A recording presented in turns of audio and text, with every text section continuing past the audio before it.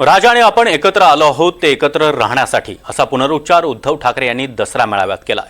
छत्रपती शिवाजी महाराज पार्कात पाऊस पडत असताना झालेल्या दसरा मेळाव्यात उद्धव ठाकरे यांनी सरकारवर कडाडून टीका केली आहे। शेतकऱ्याला हेक्टरी 50,000 मदत दिली नाही आणि लवकर कर्जमाफी केली नाही तर मराठवाड्यात रस्त्यावर उतरण्याचा इशारा देखील उद्धव ठाकरे यांनी दिलाय। भगवी शाल पांघरलेलं गाढव असं म्हणत त्यांनी नाव न घेता एकनाथ शिंदे, फडणवीस आणि केंद्र सरकारवर जोरदार निशाणा साधलाय। उद्धव ठाकरेंनी मोहन भागवतांना हिंदुत्वावरून काही प्रश्नही विचारले। भारत पाकिस्तान सामन्यावरून ठाकरेंनी अमित शहा आणि जय शहा यांच्यावर देखील जोरदार निशाणा साधलाय। आणि आता कोण बोललं रे, उद्धव ठाकरे आणि राज ठाकरे एकत्र येणार का? अरे मग 5 जुलैला काय केलं होतं आम्ही? आणि तेव्हा मी बोललेलो आहे आम्ही एकत्र आलोय ते एकत्र राहण्यासाठी। जिथे माझ्या मातृभाषेचा घात होत असेल तिथे मी मराठी माणसामध्ये फूट पडू देणार नाही। आणि मराठीवरती हिंदीची सक्ती मी आज जाहीरपणाने परत सांगतोय, आमचा हिंदीला विरोध नाही, पण आमच्यावरती सक्ती करायची नाही हे सुद्धा तेवढंच महत्वाचं आहे।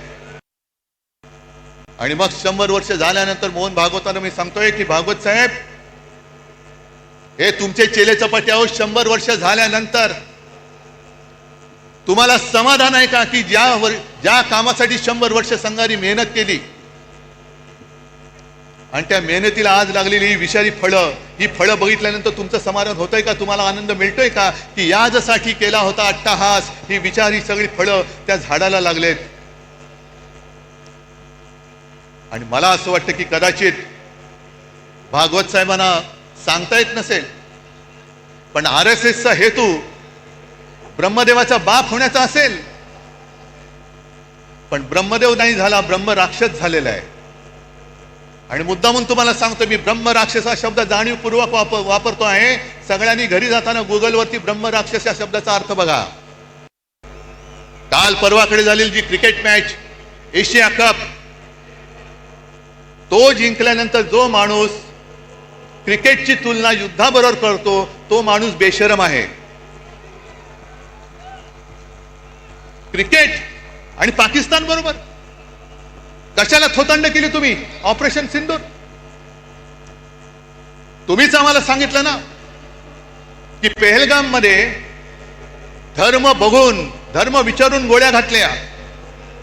हिंदू आहे घाल गोळी, हिंदू आहे घाल गोळी।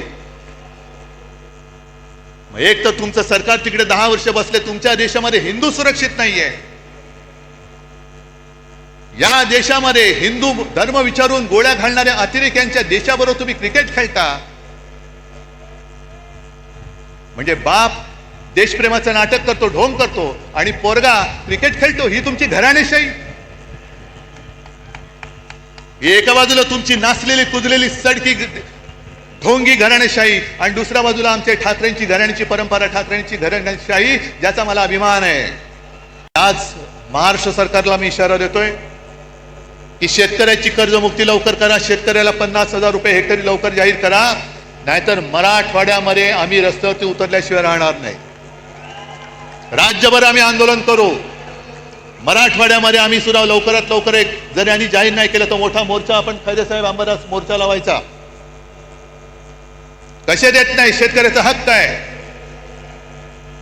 आणि आंदोलन झालं पाहिजे।